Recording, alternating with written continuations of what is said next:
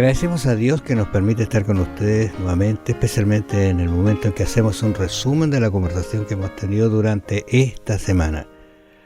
Con ustedes el pastor Juan Millanao Rego. Bienvenido, pastor. Muchas gracias. Y que les habla Raúl Medina. Durante estos 3 meses hemos estado estudiando acerca de descansar en Cristo, aprender a colocar nuestros problemas, nuestras inquietudes, nuestra vida, todo lo que somos en sus brazos de amor, porque Él tiene respuesta extraordinaria y la hemos visto durante el estudio de este trimestre.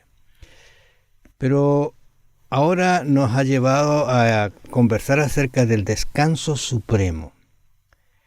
¿Qué es un descanso supremo? ¿Cómo lo ves tú, Juan, cuando uno dice descanso supremo? Bueno, estamos en esta vida que es a su vez una escuela preparatoria. Podemos tener momentos de gran alegría en este mundo, también muchos momentos de tristeza. Pero en general, cuando se ha entrevistado a cristianos de un largo recorrido, ellos generalmente dicen que sumando los problemas y luego sumando las bendiciones, el número de las bendiciones excede por mucho a los problemas. Reconocen equilibradamente que han tenido problemas, que han tenido pruebas, luchas, etc., pero que las bendiciones realmente han sobreabundado. Y eso te da una vislumbre, una visión de lo que el Señor dijo que estaría con nosotros hasta el fin del mundo. Eso te da una visión que te permite elevarte por sobre los problemas presentes y mirar que al final el bien y los que aceptaron el bien en su alma, los que siguieron a Jesucristo como su Salvador, recibirán una recompensa bendita. Fíjate que hoy descansamos en Cristo en realidad, pero no olvidarnos que estamos en un contexto donde hay sufrimiento, hay dolor, enfermedad. Pero se acerca el día en realidad, y aquí apunta nuestro estudio quizá de esta semana, pero llegará el día cuando esto realmente va a terminar y va a haber un descanso que será la eternidad. Pero tenemos que pasar este momento, y de eso estamos seguros que así será.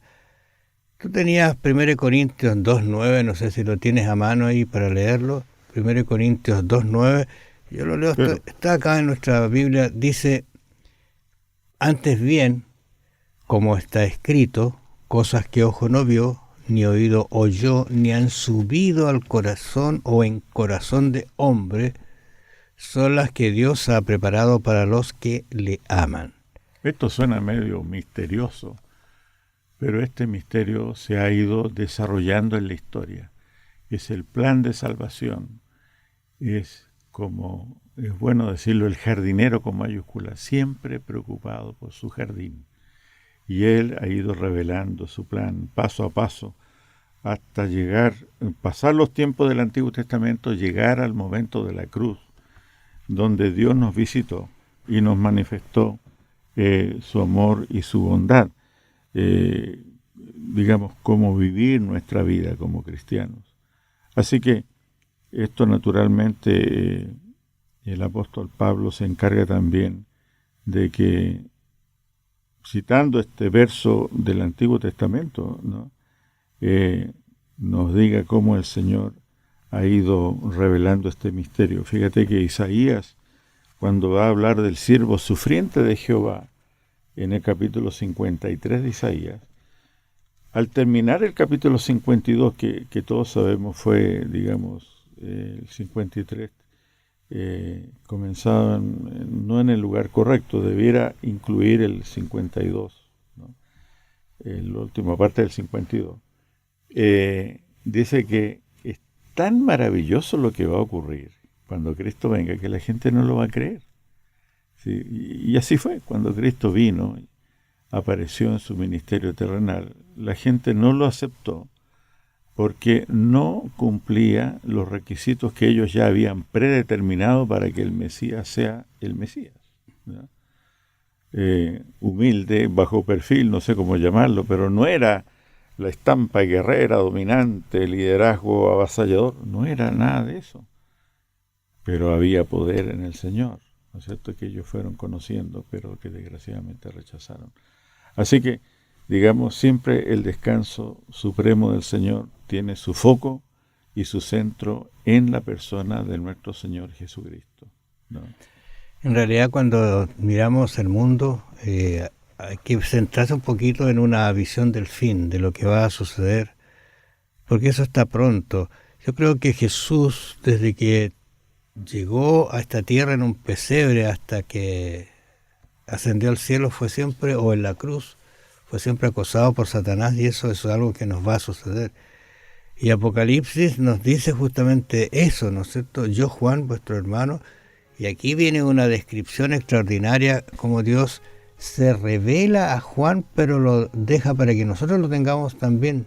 Se revela a Juan de una visión del fin, cómo Dios va a actuar. El libro de Apocalipsis extraordinario, cómo Dios actúa en todas las instancias, ya sea como sacerdote, ya sea como legislador, ¿no es cierto?, ya sea como rey de reyes, qué sé yo, pero está actuando en la historia presente.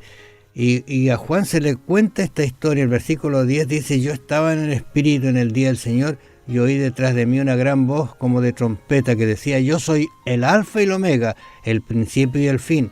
Escribe en un libro lo que ves y envíalo a las 7 iglesias que están en Asia, a Éfeso, Esmirna, Pérgamo, Teatira, Sardis, Filadelfia y la Odisea.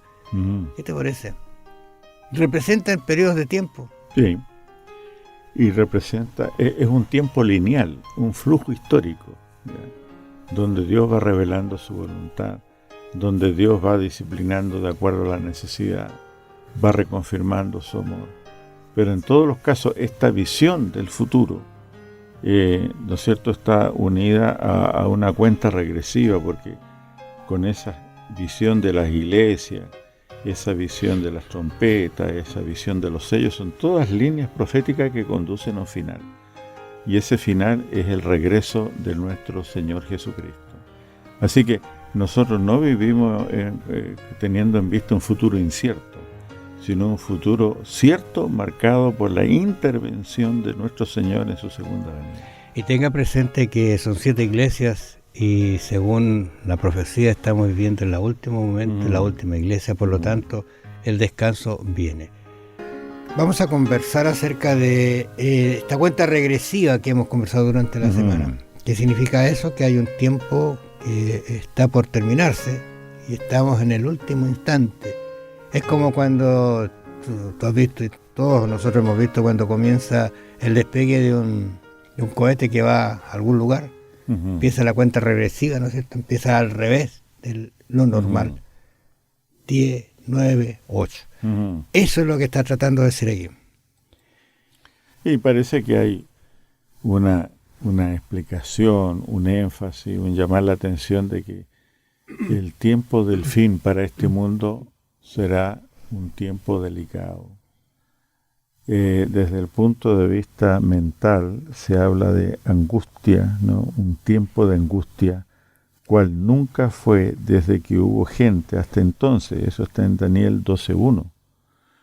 Y Daniel 12, el último capítulo de ese libro, habla de que el reino será dado a los santos. Habla de victoria, habla de fin positivo, pero llegaremos a esa instancia con angustia. Y es interesante que el Señor, cuando estuvo en este mundo, habló de otra situación mental, como es la ansiedad. Por nada estéis ansiosos. Afanosos. Afanosos. Así que el Señor, yo creo que es maravilloso al reconocer de que el tiempo final, en esta cuenta regresiva, nos va llevando a un torbellino, nos va llevando a un conflicto espiritual entre el bien y el mal, terrible. Pero así como se manifestó en el pasado, el Señor triunfará, según las grandes profecías de la Biblia, ¿ya? Y entonces nos cabe a nosotros no caer en ese inmovilismo, esa parálisis que nos lleva a pensar que nada está aconteciendo, en circunstancias que Satanás está reuniendo su gente Y también Dios está reuniendo a los suyos a través del mensaje que está en Apocalipsis 14, que vamos a citar en un momento más. Así que, por favor, no caigamos en esa parálisis espiritual de considerar que estamos en una situación de completa paz, que nada ocurre y que solamente son los trabajos y las pasiones humanas lo que dominan, ¿no? Aquí hay un escenario espiritualmente muy delicado. Ahora, tú recuerdas las palabras de Cristo cuando dice, cuando digan paz y seguridad, entonces vendrá el fin. Uh-huh. Fíjate que Mateo 24, yo recomiendo nuevamente que usted se lea Mateo 24. Y estando él sentado en el monte de los olivos, los discípulos se le acercaron aparte diciendo, dinos, ¿cuándo serán estas cosas y qué señal habrá de tu venida y del fin del siglo? Estaban preocupados y Jesús va a dar una explicación magistral. ¿Qué es lo que dice Mateo 24 en algunos aspectos allí? ¿Qué es lo que menciona? Respondiendo Jesús le dijo, mirad que nadie os engañe. Y ese aspecto es bien importante, ¿no te parece, Juan? Uh-huh. Este concepto de engaño. Sí. Es latente. ¿Por qué? Porque el engaño nunca viene vestido de engaño. Viene disfrazado, ¿no? Disfrazado. Y eso es peligroso.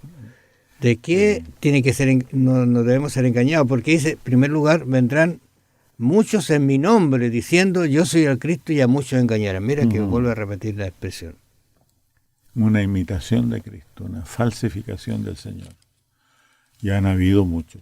Aquí en Chile, 20, 30 años atrás hubo uno. Y así han habido muchos, ¿no? Que creen que son la encarnación de Cristo, y es interesante. Hoy en día hay tanta ignorancia en la palabra profética del Señor, que si alguien se para en una plaza y dice yo soy el Cristo, mira, va a tener 6, 7, una docena de adherentes, ¿ya? Porque ignoran sus palabras, o sea, sus pies están en la arena, no en la roca, y la roca no es la palabra de Dios, ¿no? Aquí en el capítulo 24, que es como un pequeño apocalipsis de Mateo, se repite muchas veces el término engañe. Verso 4, el verso 5, también en el verso 23, mirad, aquí está el Cristo, o mirad, allí está, no le creáis, dice, porque se levantarán falsos cristos, y nota que es plural, y falsos profetas, y harán grandes señales y prodigios. Aquí está. Por eso fíjate que gente con computadores, gente que maneja todo con su celular, gente digitalizada, computarizada, gente de ese nivel será fácilmente engañado, porque son ignorantes en lo que el Señor nos dice en la Biblia, ¿no es cierto? Por eso que la importancia del diálogo bíblico, de conocer la Biblia, y más que eso, conocer al autor de la Biblia. Cuando dice la Biblia que el Señor viene pronto, si no es una doctrina, el asunto es si el autor de la Biblia viene o no, ¿ya? No es una doctrina que hay que dominar y conocer. No, este es un asunto de que el Dios eterno ha anunciado su pronto regreso. Por eso que la orden es marchen, órdenes de marcha. Uh-huh. Y usted revise Apocalipsis 14, donde está el mensaje de los 3 ángeles, donde llama diciendo, el primer ángel, temed a Dios y darle honra, porque la hora de su juicio ha llegado, y adorad a aquel que hizo el cielo y la tierra. O sea, un concepto de adoración. ¿Por qué adorar? Porque eso justamente Satanás ha tratado de desviar, que lo adoren a él, colocando falsos dioses, falsas ideas, y al final estamos deshonrando a Dios. Dice, eso es temed. Y luego el mensaje dice, tomó diciendo, y advierte que ha caído Babilonia, esta gran empresa, no sé, te voy a decir así, de engaño, que no solamente ha engañado a algunos, sino al mundo entero, a los líderes religiosos.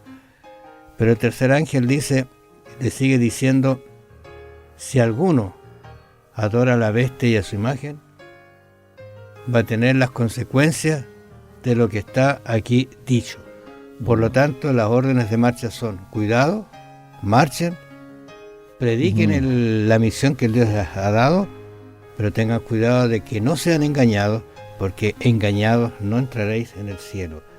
Por eso les llamamos a que usted recuerde algunos textos de la Biblia en este sentido. Por esto dice Pedro, yo no dejaré de recordaros siempre estas cosas, aunque vosotros las sepáis y estéis confirmados en la verdad presente. ¿Qué les parece, amables oyentes? Ténganlo en cuenta. Ya estamos terminando en realidad esta semana con este resumen del descanso supremo, y hay un concepto que es bien interesante, que es que en paz descanse, y habla en el libro de Hebreos capítulo 11, que usted puede leérselo completo, en realidad es maravilloso este libro. Capítulo 11 habla de que muchos, conforme a la fe, todos estos, sin haber recibido lo prometido, sino mirándolo de lejos y creyéndolo y saludándolo y confesándolo, que eran extranjeros y peregrinos sobre la tierra. Este concepto, ¿no es cierto? Bueno, eso me pasó a mí con mi abuelo. Mi abuelo murió cerca de los 90 años, esperando al Señor. No recibió en este mundo su recompensa, pero él bajó al descanso confiando en el Señor. Mi abuelo le dio el evangelio a mi madre, y ella también bajó al descanso con 92 años, en septiembre del 2010, y no recibió en esta vida la recompensa. El Señor no vino. Pero ellos, por la fe, miraron a la distancia. Esa es la idea, digamos, de las Sagradas Escrituras. Es los ojos de la fe ejercitados para mirar a la distancia la recompensa, ¿no es cierto? Así que, y bueno, ahora yo mismo ya soy una persona que está en la jubilación y también esperando al Señor, y no sabemos cuándo Él vendrá, pero sin embargo su promesa es certera. Fíjate que Juan habla de una certeza extraordinaria en relación a esto. Juan capítulo 8, versículo 51 dice, de cierto os digo, que el que guarda mi palabra nunca verá muerte. Bueno, él mismo murió, Lázaro que fue resucitado murió. Sí. ¿De qué está hablando entonces? Entonces los judíos le dijeron, ahora conocemos que tienes demonio. Abraham murió, ¿verdad? Y los profetas, y tú dices que el que guarda mi palabra nunca sufrirá muerte. ¿Cómo se entiende entonces? Fíjate, Raúl, que esta expresión, guardar la palabra, guarda mi palabra, la escuché una explicación muy interesante de un predicador español que vino a la universidad, López, ¿verdad? Y suena esto, guardar la palabra, como a una cuestión ética, ¿no? Pórtate bien, ¿no? Y lo que se porta. Y la verdad que él dice, guardar la palabra es una expresión más bien técnica, que habla de los hombres y mujeres que han tenido valentía para reconocer sus pecados. Ejemplo, David, por ejemplo, y otros más, ¿ya? Porque se necesita mucha valentía para reconocer los pecados delante de Dios, ¿no? No en oraciones genéricas, bendice el alimento, perdona mis pecados, sino en una conversación profunda con el Señor, donde se reconoce tu maldad y tus pecados. Y no necesita hacer una lista, sino confesar lo que realmente uno es, pecaminoso. Entonces, en ese sentido, yo entendería con este profesor López lo que tú acabas de mencionar. No, aquí no es una pórtate bien, no es una cuestión ética, sino es una cuestión de confesión, de arrepentimiento, y Dios realmente suspira por nuestro arrepentimiento. Ahora, terminando ya nuestra conversación, en realidad el trimestre uno comienza a pensar cómo descansar realmente en Cristo. Dios va a dar salidas como le dio a los discípulos, como le dio a los apóstoles, a los profetas. Ellos confiaron en el Señor, pusieron su fe, descansaron en Él, y descansaron también de esta vida, pero con la esperanza de la resurrección, y de hecho Dios lo ha prometido así, y así va a ser. ¿Cuántos están descansando hoy día como tus padres, mis padres, ¿no es cierto? Y uno espera que volverlos a ver, tiene esa fe y esa confianza y esa esperanza de que así va a suceder.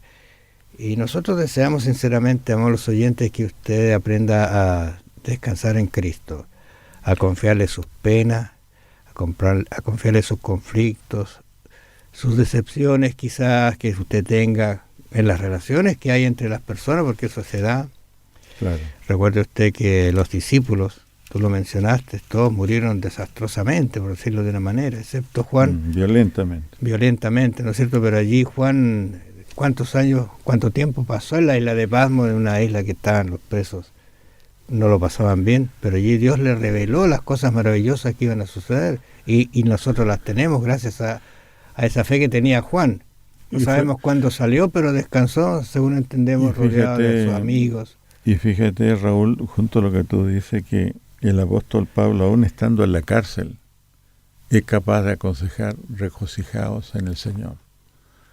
Y lo dice en tono de como un mandamiento, como una orden: regocijaos. O sea, no es meramente aquí un sentimiento como felicidad, sino que el apóstol Pablo nos habla de como una actitud mental, una estancia de vida, esa de regocijarse en el Señor, algo que Dios te puede dar.